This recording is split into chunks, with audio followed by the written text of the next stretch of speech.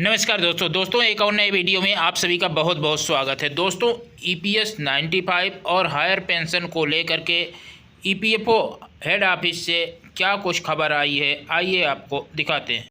Pension में वृद्धि कब तक होगी, उसके बारे में ईपीएफओ के वरिष्ठ अधिकारी प्रदीप जी ने बताया है।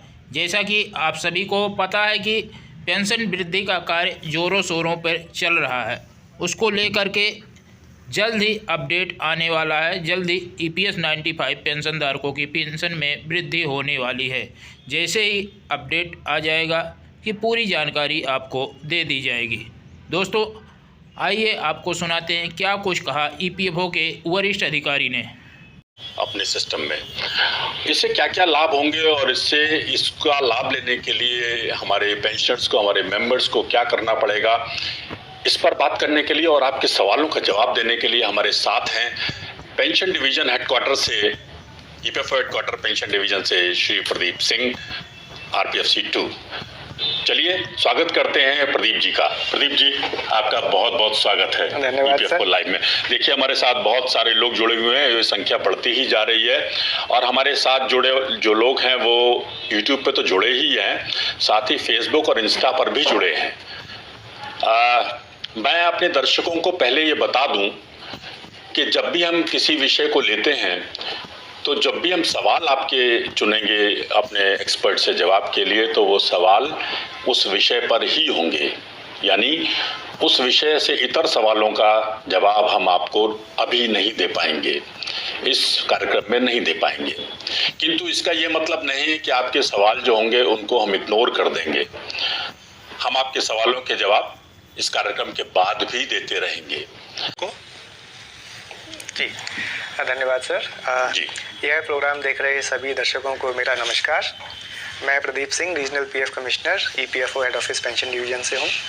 हमने जनवरी 2025 से सेंट्रलाइज पेंशन पेमेंट सिस्टम की शुरुआत करी है। So now onwards from January 2025 all pensioners of EPFO will receive pension through this system.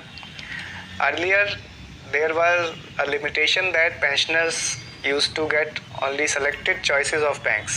इससे पहले के सिस्टम में हमारे हर रीजनल ऑफिस से कुछ चुनिंदा बैंक्स के साथ रीजनल लेवल एग्रीमेंट्स होते थे और कुछ 2-3 बैंक के साथ हमारा नेशनल लेवल एग्रीमेंट भी था और पेंशन सिर्फ उन्हीं बैंक्स के माध्यम से ली जा सकती थी। जी बिल्कुल।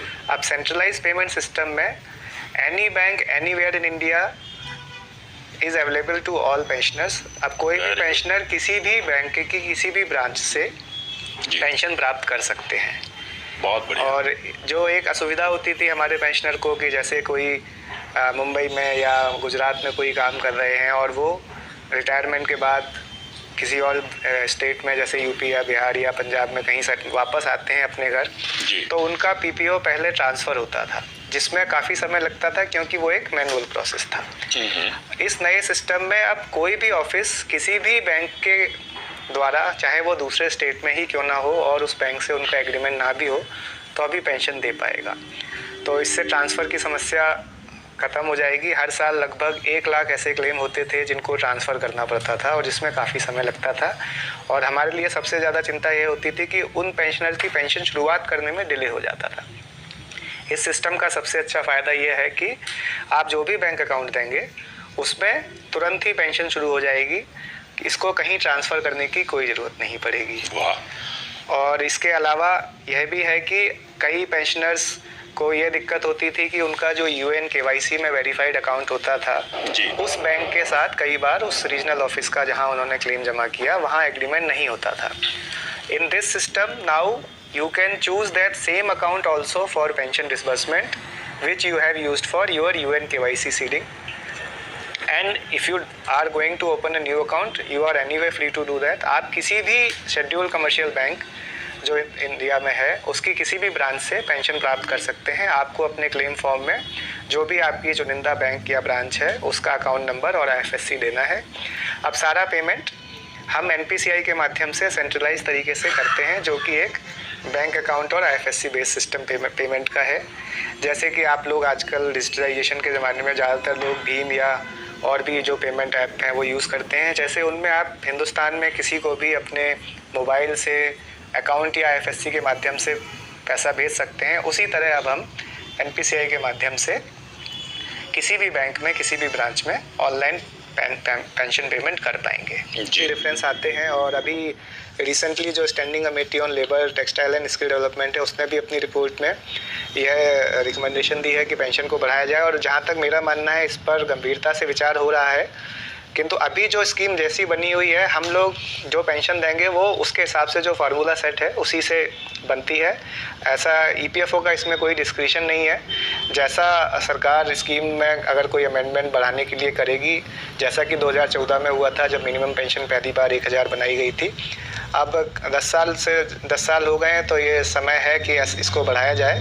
बट ये सरकार इस पर मेरे ख्याल से विचार कर रही है, और जैसे ही सरकार इस पर कोई अमेंडमेंट देगी या कोई ऑफिशियल डायरेक्शन देगी, उसके हिसाब से ही ये स्कीम में परिवर्तन किया जाएगा और लोगों की पेंशन उसी हिसाब से निर्धारित की जाएगी। बट अभी जो पेंशन है वो आपके कंट्रीब्यूशन किस सैलरी पर आया और कितने साल की सर्विस है, उसके हिसाब से जो स्कीम में फार्मूला है उसी से बनती है, और वो एक निर्धारित फार्मूला है। और स्कीम में जो टर्म्स एंड कंडीशंस हैं, जो प्रोविजंस हैं, उसी के हिसाब से पेंशन बनती है। और ये पेंशन जो क्वांटम है और जो चीज़ें हैं वो सब तय होती हैं बाकायदा। जो फंड है, जो पेंशन फंड है, उसके एक्चुअल वैल्यूएशन के हिसाब से सारे फार्मूले और सब चीज़ें बनती हैं। बिल्कुल। तो अगर फंड में ज़्यादा रिटर्न आता है तो पेंशन ज़्यादा मिलती है, इस तरह से रहता है। ऐसा है ना? बिल्कुल बिल्कुल सही कहा आपने। इवन शुरुआत में कई बार जब रिटर्न अच्छे थे पेंशन स्कीम के, तब हम लोगों ने 1-2% पेंशन बढ़ाई भी थी। अभी रिसेंटली वैल्यूएशन चल रहा है, और जब जैसे ही इस पर सरकार से कोई निर्णय होता है उसी हिसाब से मिनिमम पेंशन पर भी निर्णय लिया जाएगा। इसके अलावा हायर पेंशन पर भी बहुत सारे क्वेश्चन आ रहे हैं, तो मैं यही कहना चाहूँगा कि इस मामले में मुख्यालय हेड ऑफिस से जो भी ज़रूरी दिशा निर्देश हैं वो जारी किए जा चुके हैं, और सभी ऑफिस इस पर काम कर रहे हैं तल्लीनता से। और अगर आपको फिर भी कोई समस्या है तो आप अपने नज़दीकी रीजनल ऑफिस में जाकर बात कर सकते हैं, या फिर EPFI GMS जो हमारा ग्रीवेंस पोर्टल है उस पर भी अपनी ग्रीवेंस रजिस्टर कर सकते हैं। हर केस पे विशेष तौर पर एग्जामिन किया जा रहा है, उसकी जांच की जा रही है और उस पर डिसीजन लिया जा रहा है। हर केस पर, किसी भी केस पर यहाँ से इस लेवल से नहीं होता है, वो फील्ड ऑफिस में ही हो रहा है, और उसके लिए दिशा निर्देश जो हैं वो यहाँ के पेंशन डिवीज़न ने जारी कर दिए हैं। तो आपको जल्द ही आपको आपकी सूचना मिलेगी कि आपके केस में क्या हो रहा है। मुनमुन जी हैं, ये पूछ रही हैं कि हाइक हुआ है क्या सर? तो हाइक तो नहीं हुआ है अभी, और अगर होगा या नहीं होगा इसके बारे में भी प्रदीप जी ने आपको बता दिया है। जी प्रदीप जी, और कुछ बताएं? हाँ, तो मैं एक बार फिर से जो हमें आपको इसमें क्या करना है मैं एक बार फिर से समराइज़ कर देता हूँ। देखिए, अभी जनवरी 2025 के बाद जितने भी क्लेम होंगे, आप ज़्यादातर हमारे पेंशन क्लेम ऑनलाइन ही होते हैं, तो आप सभी से निवेदन है कि आप जो भी बैंक अकाउंट में आपको पेंशन चाहिए उसका बैंक अकाउंट नंबर और IFSC क्लेम के साथ दें। इशू होने के लिए है पेंडिंग, वहाँ से ही उसका जल्दी से जल्दी उसको प्रोसेस करके उसका PPO इशू कर दिया जाएगा, चाहे वो उस ऑफिस के जुरिडिक्शन में हो चाहे ना हो, क्योंकि अब सेंट्रलाइज पेंशन पेमेंट है। सारे ऑफिसेज़ को ये इनेबल कर दिया गया है कि वो भारत की किसी भी शाखा, किसी भी बैंक की किसी भी शाखा में पेंशन डिसबर्स कर सकते हैं। इसके अतिरिक्त, जैसा कि मैंने पहले भी कहा, आप अपना ई-नॉमिनेशन सही रखें, और अपना जो भी बैंक अकाउंट जिससे आप भविष्य में पेंशन लेना चाहते हैं, मैं जो अभी रिटायर नहीं हुए हैं उनके लिए भी कह रहा हूँ कि जब भी जो अगले 6 महीने या साल भर में रिटायर होने वाले हैं, वो अपने जिस बैंक अकाउंट से पेंशन लेना चाहते हैं उसको सिस्टम में अपडेट रखें, और वहाँ पे अपनी ब्रांच से संपर्क करके उसको आधार इनेबल्ड भी करवा दें, ताकि जब भी EPFO आधार इनेबल्ड पेमेंट सिस्टम की शुरुआत करे तो उनको किसी भी प्रकार की असुविधा ना हो। और वो इसका सबसे बड़ा फ़ायदा ये भी होगा कि आप जो भी अकाउंट चाहें आप आधार से लिंक कर दीजिए, आपको सिस्टम में कुछ रिक्वेस्ट देने की ज़रूरत नहीं है। ऑटोमेटिकली जो भी नया अकाउंट आपके आधार से लिंक होगा उसमें पेंशन जानी शुरू हो जाएगी जब ये सिस्टम आ जाएगा। फिलहाल जो सेंट्रलाइज पेंशन पेमेंट की हम बात कर रहे हैं उसमें आपके अकाउंट नंबर और IFSC के हिसाब से पेमेंट हो रहा है। तो एक और दिक्कत हुई थी जब जैसे कुछ ब्रांच मर्ज हो जाती हैं या कुछ बैंक ही मर्ज हो जाती हैं, तो अगर आपकी ब्रांच या बैंक का IFSC बदल गया है तो कृपया तुरंत अपने नज़दीकी PF ऑफिस को बता दें, ताकि हम सिस्टम में उसे अपडेट कर दें और आपको पेंशन पेमेंट रिसीव करने में किसी प्रकार की समस्या ना हो। कुछ लोग हैं, कुछ दर्शक हमारे हैं जो अपने सवाल को बार बार रिपीट कर रहे हैं। रिपीट करने से अगर वो समझते हैं कि उनके सवाल को लिया जाएगा, उनका जवाब दिया जाएगा, तो ये गलतफहमी है, क्योंकि सवाल हम वही ले पाएंगे, हमारी मजबूरी है कि हम वो सवाल ले पाएंगे जो आज के एक्सपर्ट से रिलेटेड है।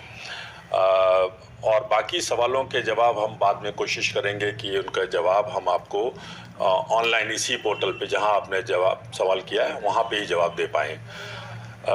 कुछ सवाल इस तरह से भी आ रहे हैं जो, बल्कि बहुत सारे सवाल जो पिछला सेशन था उसमें भी आए थे अकाउंट डिसेबलमेंट पे। हम कोशिश करेंगे कि आपको कुछ नई जानकारी। सेंट्रल पेंशन क्या है? सेंट्रल पेंशन यही है कि आप पेंशन कहीं से भी निकाल सकते हैं। दोस्तों, आप देश के किसी भी कोने में रहते हैं, किसी भी बैंक में आपका अकाउंट है, उसी भी बैंक से आप अपनी पेंशन निकाल सकते हैं। वहीं यहाँ पर पेंशन वृद्धि को लेकर के भी विस्तार पूर्वक चर्चा की है ईपीएफओ के अधिकारी ने। वहीं हायर पेंशन के बारे में कुछ सवाल आए थे, हायर पेंशन के बारे में भी ईपीएफओ के अधिकारी ने बताया है। वैसे भी रमेश कृष्णमूर्ति सीपीएफसी रमेश कृष्णमूर्ति ने दिशा निर्देश जारी किया है, उन्हें जल्द से जल्द हल किया जाए। हायर पेंशन के मामले को लेकर के सर्कुलर भी रमेश कृष्णमूर्ति जी ने जारी किया है। उस सर्कुलर में विस्तार पूर्वक बताया गया है। ने सुना कि ईपीएफओ के अधिकारियों ने भी बताया कि ईपीएफओ की जो मिनिमम पेंशन है उस पे बढ़ोतरी का कार्य जोरों शोरों पर चल रहा है। जैसे ही सरकार की तरफ से आदेश आ जाता है वैसे ही ईपीएस 95 पेंशनधारकों की पेंशन में वृद्धि कर दी जाएगी। दोस्तों, यह वीडियो या जानकारी पसंद है तो वीडियो को लाइक करेंगे, चैनल पर नए हैं चैनल को सब्सक्राइब कर लेंगे। धन्यवाद। जय हिंद, जय भारत।